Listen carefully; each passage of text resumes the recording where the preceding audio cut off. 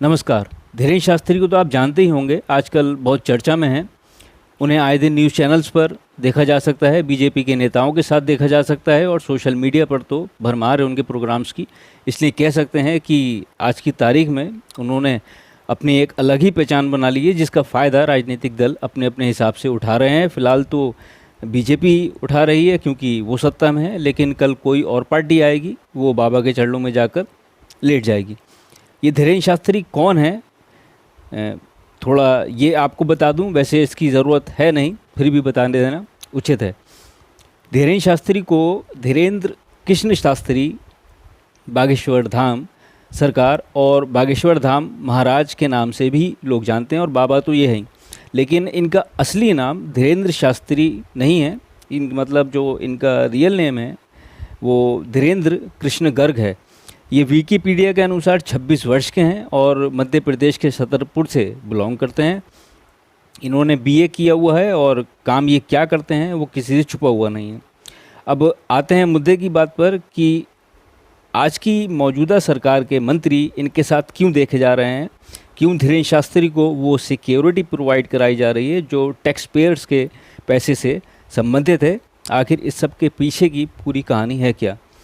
तो इस विषय से संबंधित जो बातें मैं आपको आगे कहने जा रहा हूँ, इस वीडियो के अंत तक उन्हें सुनने के बाद आप ये कह सकते हैं कि एक बार फिर से धीरेन्द्र शास्त्री जो अपने आप को बाबा कहते हैं वो कितनी बुरी तरह से बेनकाब हुए हैं, यानी एक्सपोज्ड हुए हैं। देखिए, हमारे प्रधानमंत्री नरेंद्र मोदी का चुनाव के दौरान या कहिए कि चुनाव से पहले होने वाले विवादों से काफ़ी पुराना रिश्ता रहा है। चाहे वो 2002 की बात हो, 2014 की बात हो या फिर 2019 की बात हो, इन डेट्स में इन जो साल हैं इनमें चुनाव हुए। 2002 में हुए गुजरात में, 2014 में हुए यहाँ पर लोकसभा के चुनाव, उसके बाद 2019 में हुए। इन दिनों में वो हादसे और विवाद वगैरह घटनाएं हुई हैं जिनकी गूंज पूरी दुनिया ने सुनी है। अब फिर से 2024 के चुनाव आने वाले हैं, नज़दीकी हैं, और ये सब एक इत्तेफाक है या कुछ और, ये सब ऊपर वाला जानता है और बहुत कुछ इत्तेफाक से नीचे वाला भी जानता है। क्योंकि उस सब को जो कुछ हुआ था उन डेट्स में, यानी कि 2002 में, 2014 से पहले और 2019 के आसपास में फरवरी में जो हुआ था वो हम सब ने मिलकर भुगता था, उसकी बड़ी भारी कीमत चुकाई थी। अब इस बार कर्नाटका के चुनाव के बाद नरेंद्र मोदी और अमित शाह बुरी तरह से बुखलाए हुए हैं और घबराए भी हैं। और बौखलाहट और घबराहट में लिए गए फैसले जब कोई ऐसा आदमी ले जो कि देश के सबसे बड़े पद पर बैठा हुआ व्यक्ति हो, वो फैसले अक्सर नहीं बल्कि बेहद ही घातक होते हैं। जैसा कि अब ये लिया गया है नरेंद्र मोदी द्वारा, जो कि धीरेन्द्र शास्त्री के रूप में देखा जा सकता है, जिसमें धीरेन्द्र शास्त्री नाम का ये व्यक्ति खुलेआम देश के संविधान को चुनौती दे रहा है और हिंदू राष्ट्र बनाने के लिए लोगों को मानसिक रूप से तैयार कर रहा है, जो कि एक छलावा है हिंदू वोटर्स को 2024 के लिए तैयार करने का, ताकि मोदी के वोटर्स देश में कटे नहीं, उन्हें ये एहसास रहे कि वो हिंदू हैं और मोदी हिंदूवादी नेता। क्योंकि कर्नाटका में मोदी को हराने वाले ज़्यादातर वोटर्स, आपको यकीन हो या ना हो, मैं आपको बता देता हूँ, वो ज़्यादातर वोटर्स हिंदू वोटर्स थे। उस पर मैं वीडियो बना चुका हूँ, इससे पहले वाले वीडियो में वो है कि वे वहाँ पर जो कर्नाटका में जो बीजेपी हारी है उसका मेन रीज़न क्या है। इसलिए मोदी इस वक्त बहुत घबराहट में हैं और बहुत ज़्यादा उनको बेचैनी है इस चुनाव के बाद से। ये धीरेन्द्र शास्त्री खुलेआम करने की बात कर रहा है जिससे देश में तनाव पैदा हो, जिसे अपने जो प्रधानमंत्री हैं नरेंद्र मोदी वो बहुत अच्छी तरह से जानते हैं। ये इससे जो हालात पैदा हो सकते हैं वो क्या हो सकते हैं। मैं आपको एक छोटी सी बात बता दूं जो इसी से जुड़ी हुई है, फिर आपको आगे की बात करता हूं। 92 में क्या हुआ था, बाबरी मस्जिद को ढहाया गया था, वो शहीद हुई थी। उसके ठीक 10 साल बाद 2002 में जब कार सेवक वहाँ से लौट कर आ रहे थे तो गोधरा में जो कांड हुआ था, जो आपने सुना ही होगा, जो पूरा एक S6 बोगी जो थी ट्रेन की, उसको जला दिया था। कहा यह जाता है कि उस बोगी को जलाने वाले मुस्लिम समुदाय के लोग थे। फिर वहाँ दंगा हुआ, ये 2002 की घटना है, फरवरी की। फिर वहाँ 2002 में दंगा हुआ जिसमें ज़्यादातर जितने मुसलमान थे वो मारे गए। इनके ऊपर कई आरोप भी लगे हैं। वो सारी घटना सबको पता है, लेकिन मैंने आपको यहाँ पर थोड़ी सी बात याद दिलाई। फरवरी 2007 में 2002 में इलेक्शन, ये कांड होने के बाद में जो गोधरा में हुआ था, उसके बाद में इलेक्शंस हुए थे। अब आप मेरा ये पॉइंट समझ रहे होंगे कि अभी मैंने आपसे जो धीरेन्द्र शास्त्री की बात कही कि ये रहा है और हिंदू राष्ट्र की बात कर रहा है, छलावे की बात कर रहा है, जिससे तनाव पैदा हो, जिससे मोदी को फ़ायदा हो। इसे मोदी भी जानते हैं और उसकी क्या रूपरेखा है वो मैं आपको बता दी मैंने अभी आपको, कि जो 92 में घटित हुआ था उसके ठीक 10 साल के बाद क्या हुआ था वहाँ पर, जो गोधरा में हुआ था। वहाँ काफ़ी दंगे वगैरह हुए थे। यही खेल मोदी ने 2002 में भी, जैसा मैंने आपको बताया, वो किया था। ऐसा कुछ डॉक्यूमेंट्रीज़ वगैरह में, जो कि एक BBC की डॉक्यूमेंट्री अभी जो रिलीज़ हुई थी, उसको बैन कर दिया था।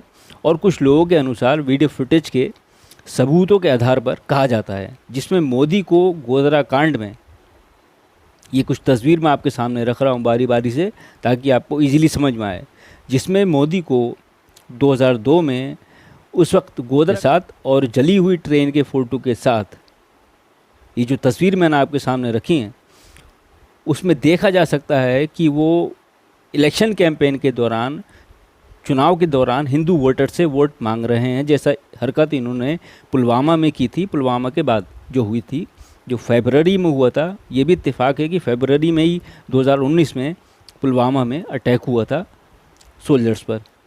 उसके बाद इन्होंने लोकसभा चुनाव के लिए वोट मांगे थे लोगों से। ये वही घटना 2002 में हुई, जिसके फ़ोटो मैंने आपको भी सामने, जिसकी इमेज मैंने भी आपके सामने रखी। अब इस स्थिति में जो ये तनाव पैदा करना चाहते हैं धीरेन्द्र शास्त्री, जो ये बाबा अपने आप को कहते हैं और हिंदू राष्ट्र की मांग कर रहे हैं, अब इस स्थिति में अगर तनाव पैदा होता है इस देश में, इस धीरेन्द्र शास्त्री के माध्यम से मोदी तनाव की एक और तस्वीर बनवाते हैं अगर, यानी उनके दिमाग में एक और तस्वीर बनवाने के बाद उनको ब्रेन वॉश किया जाता है, ताकि इसका फ़ायदा 2024 में जो हो, अब वो किस रूप में होगा ये आप भी समझ रहे हैं और बाकी सब भी समझते हैं, अगर आप थोड़ी बहुत राजनीति समझते हैं तो इसका जो फ़ायदा होगा, अगर तनाव होता है तो इसका फ़ायदा 2024 में जो लोकसभा चुनाव हैं जो आने वाले हैं, उसमें सीधा सीधा मोदी को होगा। क्योंकि इसमें एक पक्ष कहेगा नहीं ये नहीं होगा, दूसरा पक्ष कहेगा ये हम करना चाहते हैं, जैसा कि धीरेन्द्र शास्त्री कह रहे हैं। जबकि ये मालूम है कि मुस्लिम जो कम्युनिटी है वो दूसरी सबसे बड़ी मेजॉरिटी कम्युनिटी है इंडिया के अंदर, और ऐसा होना पॉसिबल नहीं है। तो ये खुलेआम कॉन्स्टिट्यूशन को जो है चैलेंज कर रहे हैं। तो इसी तर्ज पर हिंदू राष्ट्र बनाने की जो ये बात कर रहे हैं धीरेन्द्र शास्त्री, और यही बात मोदी के मंत्री भी कर रहे हैं, जो इनके साथ धीरेन्द्र शास्त्री के साथ देखे जा सकते हैं।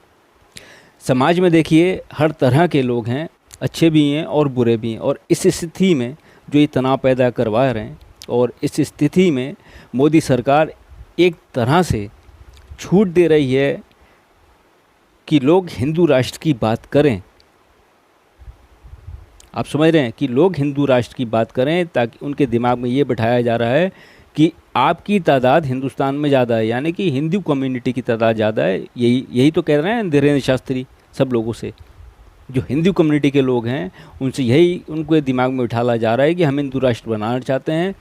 और आपकी आबादी, खुलेआम नहीं कह रहे मुँह से वो, लेकिन वो उनको ये जता रहे हैं कि आपकी आबादी ज़्यादा है, हमारी आबादी ज़्यादा है, इसलिए हम हिंदू राष्ट्र चाहते हैं। अब इस स्थिति में अच्छे लोग भी हैं, बुरे लोग भी हैं, और ऐसे में अगर आप छूट देते हैं लोगों को इस तरीके की बात करने की, और अगर इसका गलत फ़ायदा अगर समाज में कुछ गलत लोगों ने उठाया और गलत तरह से, तो इसका नतीजा क्या होगा? अव्वल तो हिंदू राष्ट्र की बात करनी ही गलत है, ये भुस में एक चिंगारी की तरह होगा। मोदी जानते हैं इस बात को, जिस पर वो अपनी राजनीतिक रोटियां सेकना चाहते हैं। कौन होगा इसका जिम्मेदार अगर ये चिंगारी भड़क गई? जब तक लोग समझेंगे कि आग की चपेट में उनका भी घर आ गया है, तब तक उनका पूरा का पूरा घर या कहें कि आशाना जल के खाक हो चुका होगा। लेकिन मोदी और अमित शाह जो ये सब बैठ के रणनीति बनाते हैं, जितनी भी रणनीति बनाते हैं, हालांकि इन्होंने ये नहीं कहा है कि आप तनाव पैदा करो, ये करो, लेकिन जब दो वर्गों में आपस में वाद विवाद होता है, एक पक्ष कहेगा, यानी कि हिंदू पक्ष कहेगा हम बनाना चाहते हैं, और एक पक्ष ये तो कह के निकल जाएंगे।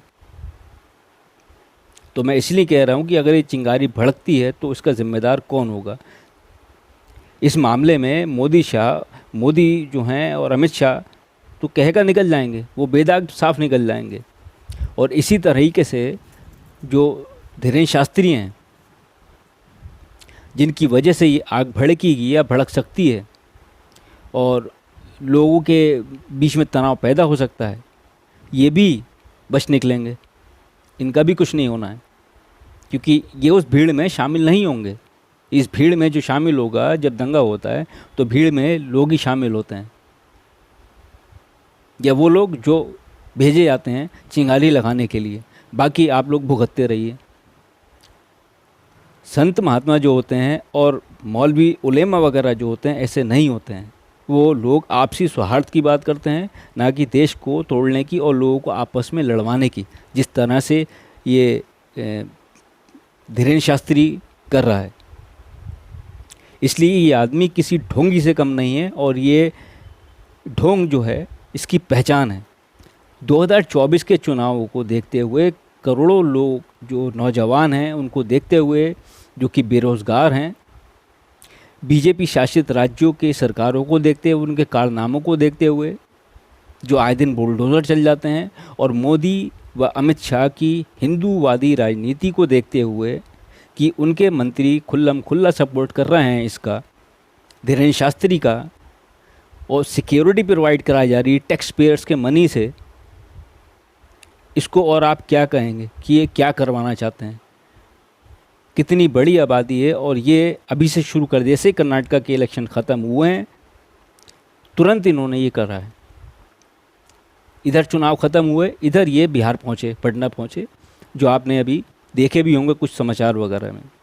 इनको जिस एक आदमी ने भी चुनौती दी है, मैं आपको एक बात बता रहा हूँ कि अगर इनके बीच में अगर कोई आता है, अगर कोई चैलेंज करता है, तो वो जेल के पीछे पहुँचा दिया जाता है। और ये राजनीति है। इसलिए मैं आपको समझा सकता हूँ और आप समझ सकते हैं।